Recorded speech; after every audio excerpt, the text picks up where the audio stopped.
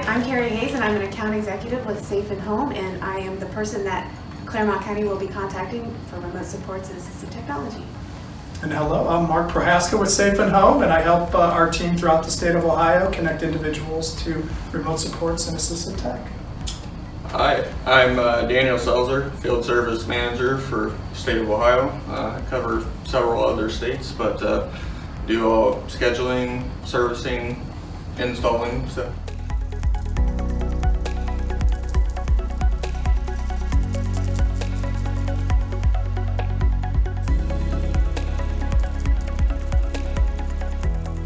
Well, thank you. Now we're facing the front entry door of someone's home. Again, today we're going to be taking you through kind of what an actual apartment / home would look like and how the different supports and technology can work together to help somebody live independently. So we're at the front door, again, playing a little bit of pretend as we use the mock apartment. But as a visitor comes into someone's home, and I might open that door for the individual, and Daniel comes on in. So at this point, when that door opens, what's happening is a variety of things. And in this case, we have the door sensor that would, now again, this is different for everybody. And so this may sound off an audible alert to somebody in their home that the door has opened. Front door open. Okay. Front door closed. It can also be sent to a push notification to a phone of a natural support, or in the case of remote supports, it can actually send an alert to our remote support team, who will then act on a support plan that is already preset. And so we know what we're going to do if that door alarm alert goes off. And so that might be just contacting the individual to make sure they're okay. It may mean contacting a natural support saying, hey, we know the front door just opened, just letting you know that's part of our protocol. So those protocols are set again well before these technology and remote supports are in place, and it's different for everybody. And so that's the real big thing to take away, is a door sensor and a video doorbell can be used in so many different ways for different individuals. I'll give you kind of a short story in terms of visitor safety and how this could look for somebody. This is just one example. The video doorbell can be used in conjunction with a tablet that we would also provide. So if somebody were to ring the doorbell, here we have it kind of reversed, so it's facing inwards, but obviously it would typically be faced on the outside of the home. But in that case, someone rings the doorbell, we get an alert on the tablet, which, oh, there we go. So doorbell is rung, I'm checking my tablet on the safety of my couch. I don't know who's at the door. I don't feel comfortable at this point going up, answering that door, or even opening it. So I can push another button on my tablet, contact remote supports, and we can actually talk through the video doorbell for the individual and help assess what's going on with the situation. We would say, hello, how can we help you? Just dropping off a package. Cool, thank you, we appreciate that. And we can stay on the line, on the camera, watching the individual leave the door and let the individual that we're supporting know what's going on. And so that's just one example in terms of visitor safety. That's an actual scenario that we're doing down in Southern Ohio for an individual, and we have many others that are very similar in nature. So just want to point out again, visitor safety is a big aspect of how we help people.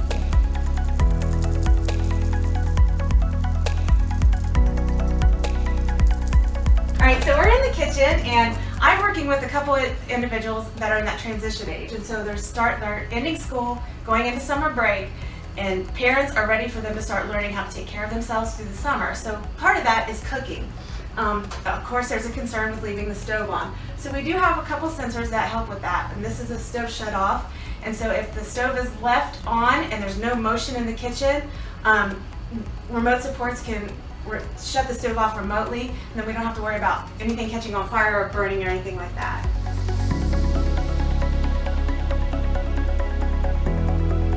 Okay, so we're going to move to the water leak sensor, and that's simply because when we're learning how to cook, we also have to learn how to do dishes.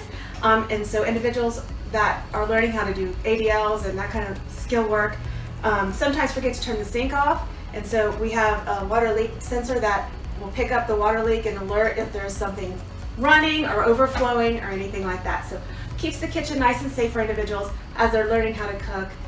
Kitchen safety is pretty big with us.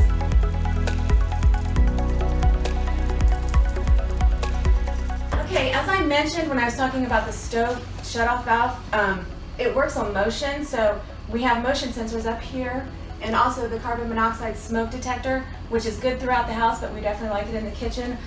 It can be tied to remote supports, so if there is a smoke or carbon monoxide concern, then remote supports can make sure that the individual gets out of the home safely. And then we like to make sure that remote supports are well versed with the ISP, so they know the protocol of how to get an individual the safety that they need if there is an emergency. The motion sensors will detect motion in the kitchen. That's what helps with the stove shutoff valve. So if we see that there's a lack of motion for so long, then that will help cue for the stove shutoff valve to be shut off, or the stove to be shut off.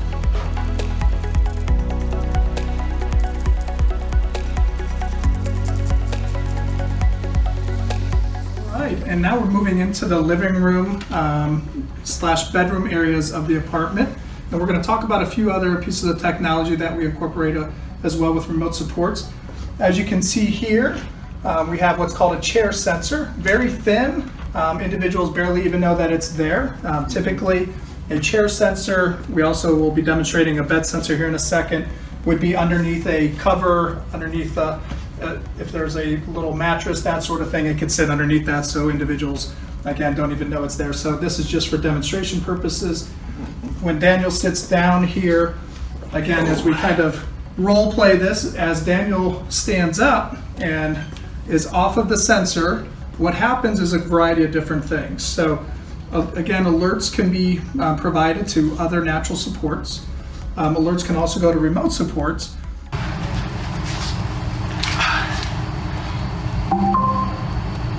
In chair.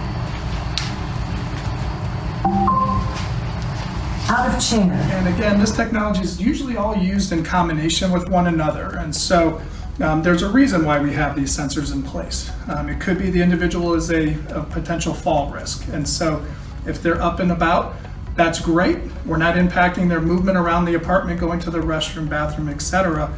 But we know that they're moving because we know that they're off of the chair sensor.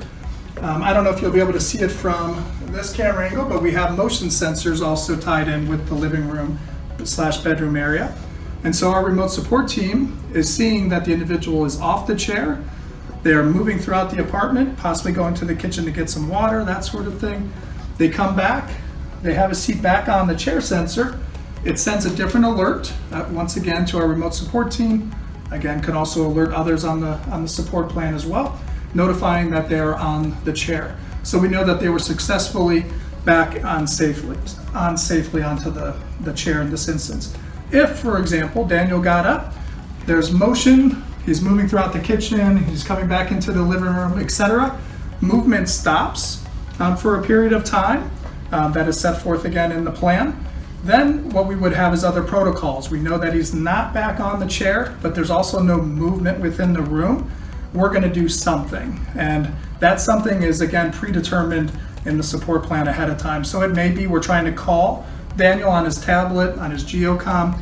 Maybe it's calling a loved one who lives next door, any number of things to check in on their safety. For some individuals, it may be incorporating a camera, which we don't have in this setting right here, but for some people we will use a camera which we can turn on in that instance and assess whether or not they're okay. If we were to see that Daniel unfortunately maybe was on the ground, we could talk through that camera and actually say, Daniel, are you okay? I'm okay, I just can't get back onto my chair. Well, in that case, we're going to call, again, natural supports or paid backup to come help Daniel. We'll stay on the line with him to assess the situation. If Daniel wasn't responsive, or if it was written in the plan to call local emergency personnel, we would do that at that time. And so that helps ensure individual safety and to know that they're safely back sitting or laying down. We also use sensor technology to help provide typical patterns of movement. So we do have a lot of reports that can be generated for these instances. And that information can be used by the team, by the individual. If we see that somebody's getting up 20 times overnight to go to the bathroom because we can see they're off the chair, off the bed, and they're moving around, etc. That may mean just having a different discussion with the individual and trying to identify maybe there's another issue that could potentially be occurring. So a lot of great information can also be gathered from utilization of the equipment. I think we're gonna head on over this way to the bedroom area. And just to show everybody that, once again, it's a slightly larger pad, but again, very thin, usually again underneath so that you don't, the individual doesn't know that it's even there. But if Daniel were to lay down, again, it's gonna alert when he's on the bed. And then if you were to get up off the bed, it's also gonna, again, send alerts.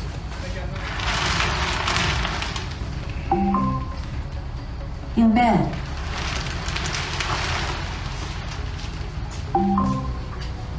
Out of bed. And again, those alerts can happen in a wide array of different, using other technology internally within the home or externally to other supports such as remote supports. We also have on the bed here, small little device. This is a bed shaker tied in with an alarm clock. So we do have some individuals that we support and that are just hard of getting up in the morning. And so they're trying to get ready for work, etc., maybe school. This can actually be set to actually vibrate the bed and help them awake in combination with just the standard alarm clock. Smart bulb technology can be used for those individuals that might be hard of hearing and can be used in a variety of ways, tied in with visitor safety as well as other day-to-day waking up in the morning, knowing that a door is open. Smart bulbs are a great way to help individuals know that something is going on within the home.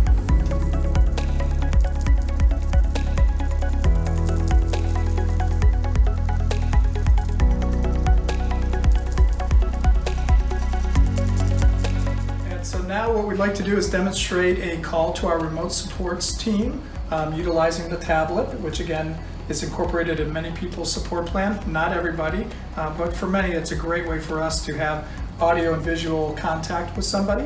We're going to kind of run through a little demonstration that I forgot to take my medications and have the individual from Safe and Home help me out a little. Here we go.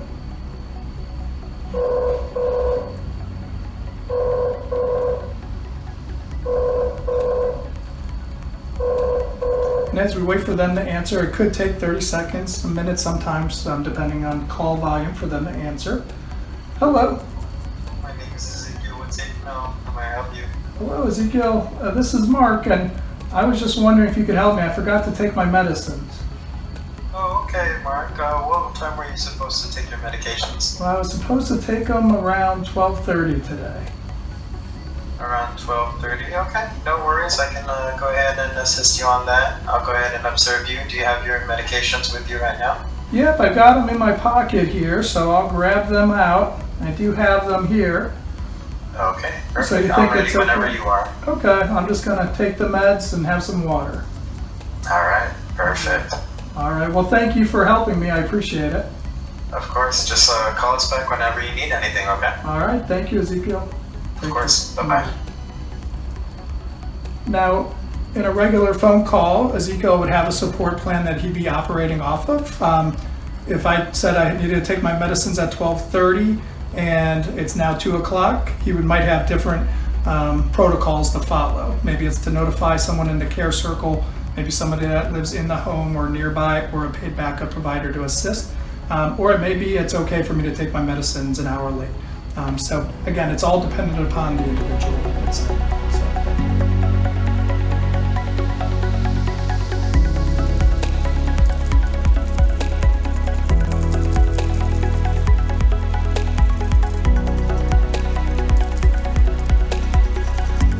So again, we're here in the living room area and just wanted to demonstrate another piece of technology that can be incorporated to help individuals live independently, and that would be our smart button.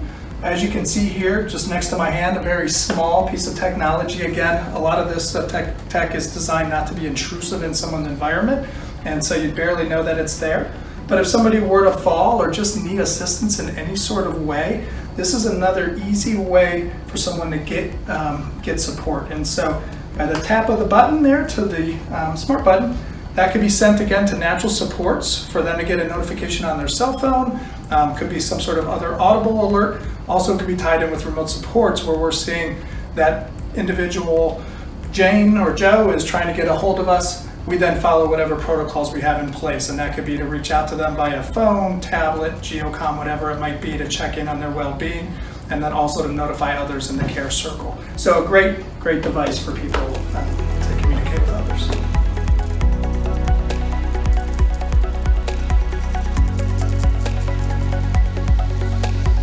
Well, hello again, everyone. Just want to point out one of our probably most widely used piece of technology. It's really nice in terms of its ability to be used mobily, whether it's here in the living room, bedroom area in someone's home, apartment, but also out in the community. This device is called a GeoComm. Very small, as you can see, and lightweight. It could be worn as a lanyard. It could be put in a pocket. We have a belt clip, so many different options for individuals. But its main function is for an individual to be able to communicate with others in their care circle. And the way in which they do that is very simple. And to do that, it's simply a red button on here. If somebody were to need support or help or just want to talk to somebody, they can press this button and they'll be able to talk to either remote supports or natural supports, whoever it's set up to be in contact with.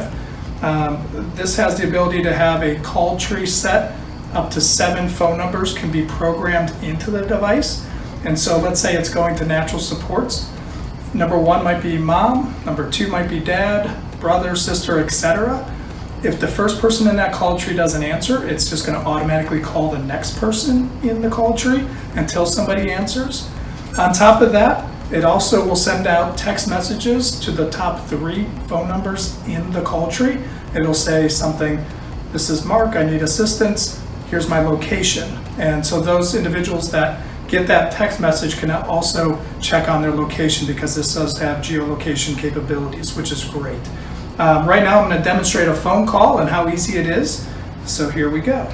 I hold down the button for about 3 seconds and you'll hear that beep. It's now dialing, it's ringing on the other end. And once it gets picked up, we'll be able to have a conversation.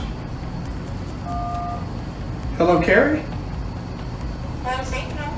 Oh, well, hello, this is Mark. I was just checking in. I was lost, so are you able to help me identify where I'm at? I sure can. I can access your location right now and we'll get you back to where you need to be. Okay, I appreciate that. Thank you.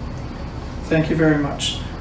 So in this case, we're not going to go fully out, but we'll just hang up the call. But if that was an actual call, Carrie would be able to talk me through how to get back home by using the geolocation features of the device. And so again, it's called the GeoComm. Again, it's probably used by more people than not in terms of who we're working with. So here we have the medium security medication dispenser. And what it does is it provides medication on timer. I have individuals that are working for more autonomy as far as taking medication so that they don't have to have staff give them their medications, which at sometimes can be a bone of contention as we have a power struggle between staff and the individual wanting to exert some independence. So we incorporate the medication dispenser in a way that the individual can take the medications with reminders. The medication dispenser can be tied to remote supports. There can be a tablet call to the individual during med time so that remote supports can monitor and help the individual with their medications. But essentially this will be set to whatever the med times are.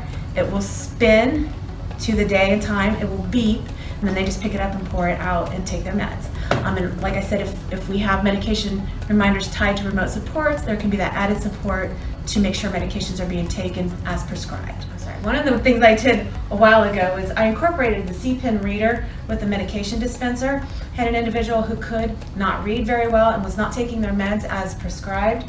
So we used the C-Pen reader to read the medication instructions on the label, on the medicine label. So just, excuse me, demonstrate.